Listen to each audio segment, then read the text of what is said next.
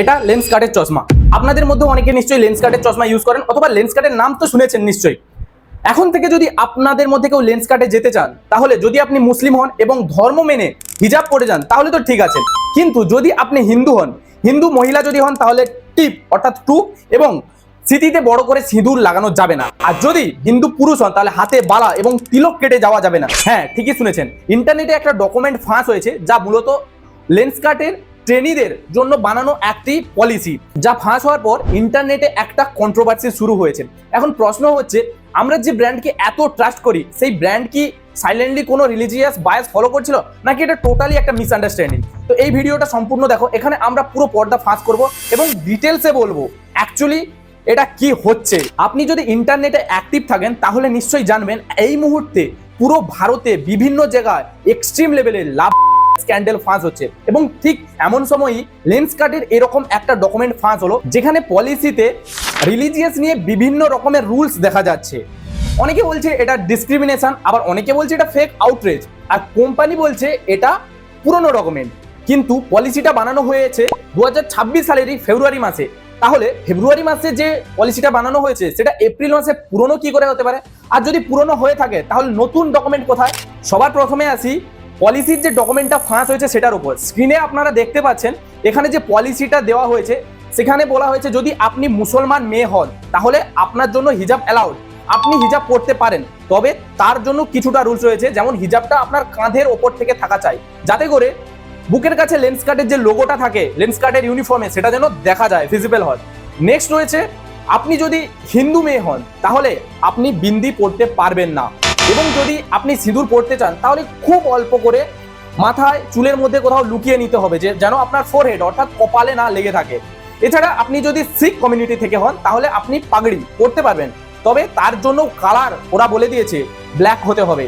হিজাবের জন্যও same black হিজাব হতে হবে, অন্য কোনো কালার আপনি ইউজ করতে পারবেন না। এছাড়া আপনি যদি হিন্দু পুরুষ হয়ে থাকেন তাহলে আপনি তিলক কাটতে পারবেন না, এবং হাতে কোনো রকমের রিলিজিয়াস আংটি পরতে পারবেন না, এবং হাতে ধাগা বা আমরা যেটাকে ডুরি বলে থাকি, এছাড়া কোনো রিলিজিয়াস বালা কাড়া এই টাইপের জিনিস পড়তে পারবেন না। আর শুধুমাত্র এগুলোতেই শেষ নয়, এছাড়াও আরো অনেকগুলো ডকুমেন্টস পাস হয়েছে, যেমন স্ক্রিনে আপনারা আরো একটা পেজ দেখতে পাচ্ছেন, 11 নম্বর পেজ। তো টোটাল 29টা পেজ রয়েছে এই পলিসির মধ্যে, যেখানে অনেক রকমের রুলস রয়েছে, যার মধ্যে এখানে আপনাদের আর কয়েকটা রুলস বলে দিই।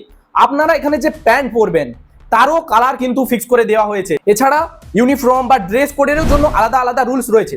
ঠিক আছে, আমরা জানি যে কোম্পানির কিছু বেসিক রুলস থাকবেই, এবং কোথায় কিরকম ধরনের ড্রেস কোড চলে বা কিভাবে ড্রেস করতে হবে সেটার একটা ন্যূনতম রুলস থাকা জরুরি, যা সকল মানুষের এবং সকল এমপ্লয়ের ফলো করা অবশ্যই জরুরি।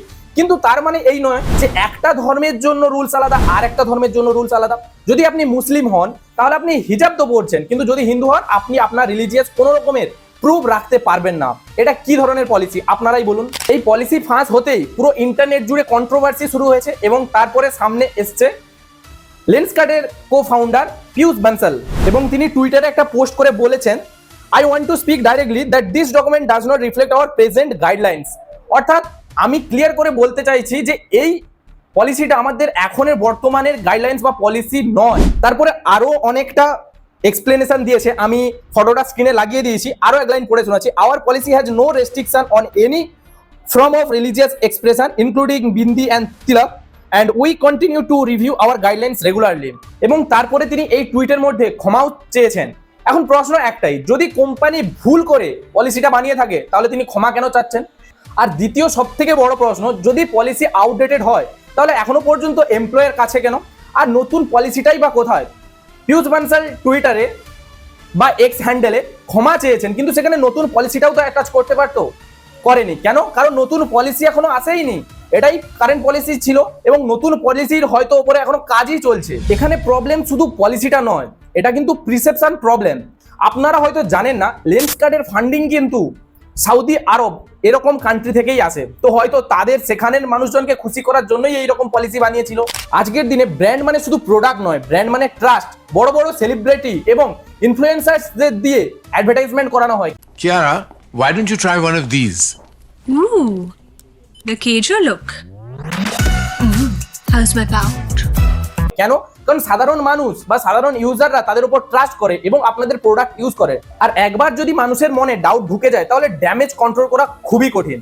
এই কেসটা বা এই যে ডকুমেন্টটা ফাঁস হয়েছে, আপনারা দেখেই ডিসাইড করুন এটা কি ক্লিয়ার ভাবে একটা পক্ষপাতিত্ব নাকি একটা সাধারণ মিস্টেক। এর উত্তর আপনারাই দিন কমেন্ট সেকশনে, এবং এর ফাইনাল উত্তর তো দেবে পিয়ুষ বানসাল। এই কন্ট্রোভার্সিটা থেকে একটা জিনিস তো ক্লিয়ার, ট্রান্সপারেন্সি না থাকলে কোনো বড় ব্র্যান্ডই সেফ নয়। আপনাদের কি মনে হয় কমেন্ট করে অবশ্যই জানাবেন, এবং আপনাদের এই ভিডিওটা ইনফরমেটিভ লেগে থাকলে ভিডিওটাকে একটা লাইক করুন, আপনাদের বন্ধুদের সাথে শেয়ার করে দিন এবং সাবস্ক্রাইব করুন এমন হনেস্ট ব্রেকডাউনের জন্য।